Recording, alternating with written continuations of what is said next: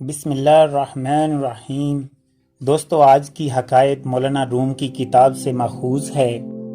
کسی جنگل میں تمام جنگلی جانور خونخوار شیر سے بہت پریشان رہتے تھے۔ اس سرسبز جنگل میں ہر قسم کے جانوروں نے اپنے اپنے ٹھکانے بنا رکھے تھے۔ وہ جنگل میں آزادی کے ساتھ اچھل کود اور گھوم پھر نہیں سکتے تھے۔ خونخوار شیر نے تمام جانوروں کا ناک میں دم کر رکھا تھا، ہر وقت ان کی گھات میں رہتا تھا۔ کوئی دن نہ جاتا تھا جب کہ وہ کسی نہ کسی جانور کو اپنا لقمہ نہ بنا لیتا۔ غرض کوئی جانور بھی اس جنگل میں اپنی جان کو محفوظ نہیں سمجھتا تھا۔ سب جانور اس پریشانی میں مبتلا تھے کہ اگر اس طرح ہی لیل و نہار گزرتے رہے تو ہمارا جلد خاتمہ ہو جائے گا۔ سب جانوروں نے مل کر ایک تجویز سوچی اور پھر ایک دن شیر کے پاس حاضر ہو کر کہنے لگے، جہاں پناہ، آپ ہمارے بادشاہ ہیں اور ہم رعایا۔ ہمارا فرض بنتا ہے کہ ہم آپ کی آسائش اور خوراک کا خیال رکھیں۔ ہم ہر روز وقت مقررہ پر آپ کو ایک جانور مہیا کر دیں گے۔ آپ کو آگے پیچھے جا کر تکلیف فرمانے کی حاجت نہیں رہے گی۔ ہماری صرف اتنی التجا ہے کہ آپ ہم سب کے لیے پریشانی کا باعث نہ بنیں تاکہ ہم جنگل میں بے خوف و خطر گھوم پھر سکیں۔ شیر نے کہا، ہم ہاتھ پاؤں ہلائے بغیر کچھ کھانا حلال نہیں سمجھتے۔ پہلے کوشش پھر توکل ہمارا خاصا ہے، حرکت میں برکت ہے۔ مجھے اللہ نے ہاتھ پاؤں دیے ہیں۔ لیکن شیر سے تمام جانوروں نے عہد کیا کہ اس قول و قرار میں تمہیں کوئی نقصان نہیں ہوگا۔ اے بادشاہ سلامت، زندہ جانور وقت مقرر پر آپ کے پاس پہنچ جایا کرے گا، آپ خود اس کو شکار کر کے کھا لیا کریں گے۔ کافی بحث و تکرار کے بعد شیر نے ان کی یہ تجویز منظور کر لی۔ اس معاہدے کے بعد تمام جانور روزانہ ایک مقرر جگہ پر اکٹھے ہوتے اور پھر تمام جانوروں میں کرہ اندازی کی جاتی۔ جس کا نام کرہ اندازی میں نکل آتا وہ بلا حیل و حجت شیر کے خوراک بننے کے لیے روانہ ہو جاتا۔ اس معاہدے پر کافی عرصہ عمل درآمد ہوتا رہا۔ تمام جانور جنگل میں بے فکر ہو کر گھومتے پھرتے۔ چونکہ شیر کو باقاعدہ کھانا مل رہا تھا اس لیے وہ بھی جانوروں کو ناحق تنگ نہیں کرتا تھا۔ اس معمول کی کرہ اندازی میں ایک دن خرگوش کے نام کرہ نکل آیا۔ جب یہ ساغر خرگوش کے پاس آیا تو اس نے پکار کر کہا، اے دوستو، یہ ظلم و ستم کب تک جاری رہے گا؟ یہ ہماری قربانیوں کا سلسلہ ختم بھی ہوگا کہ نہیں؟ دوسرے جانوروں نے جب خرگوش کے یہ تیور دیکھے تو انہوں نے کہا، ہم نے اتنے دن اپنا وعدہ پورا کیا، اب تو ہم کو رسوا نہ کر ورنہ شیر پھر سے شکار کرنا شروع کر دے گا۔ اس طرح پھر ہم سب کی جان ہلاکت میں پڑ جائے گی۔ خرگوش نے کہا، دوستو مجھے مہلت دو کہ شیر کے ظلم و ستم کے پنجے سے جان چھڑانے کے لیے کوئی تدبیر کروں تاکہ ہم اس مصیبت سے ہمیشہ ہمیشہ کے لیے بے خوف ہو جائیں۔ دوسرے جانوروں نے کہا، او بے وقوف، ہماری بات مان، جا تو اپنی قدر پہچان، چھوٹا منہ بڑی بات، یہ کام تمہارے بس کا نہیں۔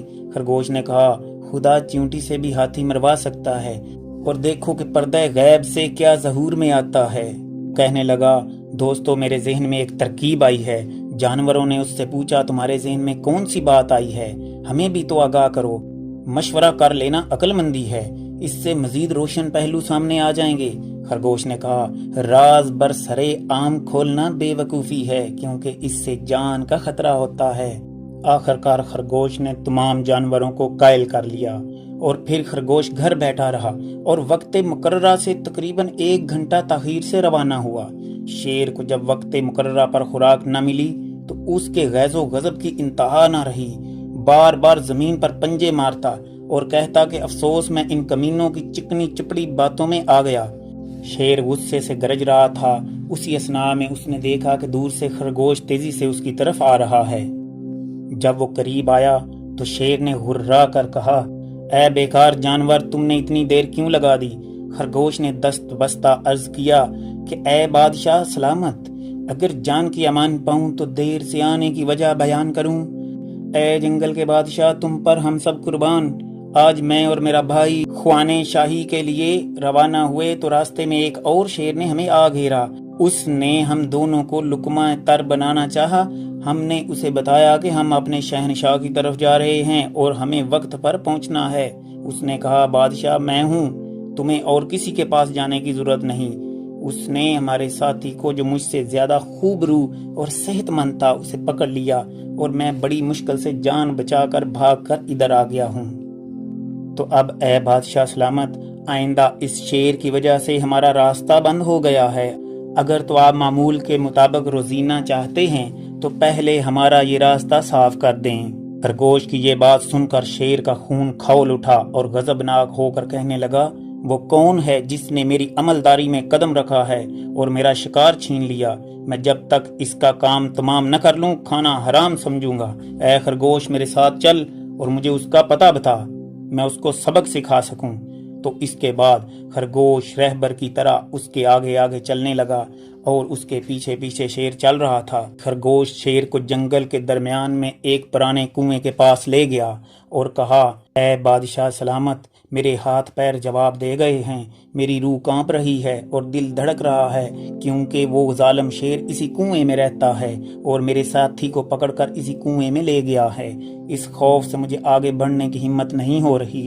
حضور، اگر آپ مجھے اپنی بغل میں اٹھا کے آگے بڑھیں تو میں آپ کو دکھا سکتا ہوں۔ شیر نے خرگوش کو اپنی بغل میں لیے کنویں میں جھانکا تو اسے اپنا اور خرگوش کا عکس پانی میں دکھائی دیا۔ اس نے سمجھا کہ واقعی کوئی شیر کسی خرگوش کو پکڑے اس کنویں کے اندر کھڑا ہے۔ یہ دیکھ کر شیر کو غصہ آیا اور وہ دھاڑنے لگا۔ جب اس نے کنویں کے اندر سے دوبارہ اپنی آواز کو واپس آتے سنا تو اس نے سمجھا کہ دوسرا شیر اس پر دھاڑ رہا ہے۔ تو شیر نے غضبناک ہو کر او دیکھا نہ تاؤ خرگوش کو وہیں چھوڑا اور کنویں میں چھلانگ لگا دی۔ جب خرگوش نے دیکھا کہ اب شیر کا اس کنویں سے زندہ نکلنا محال ہے تو فرتے مسرت سے کلا بازیاں کھاتا ہوا جنگل کی طرف بھاگا اور جا کر اپنی قوم کو اس ظالم کی ہلاکت کی خوشخبری سنائی، جس کے بعد پورے جنگل کے جانوروں کی زندگی میں بہار آ گئی۔ اس حکایت میں ہمیں درس حیات ملتا ہے کہ کبھی سنی سنائی باتوں پر جلدی یقین نہیں کرنا چاہیے اور غصے میں کیے گئے اکثر فیصلے غلط ہوتے ہیں۔ اگر آپ کو یہ ویڈیو پسند آئی ہے تو اسے لائک کر دیں۔ مزید ایسی ویڈیوز کو دیکھنے کے لیے ہمارے چینل کو سبسکرائب کر لیجئے اور نیچے کمنٹ سیکشن میں اپنی رائے کا اظہار ضرور کیجئے۔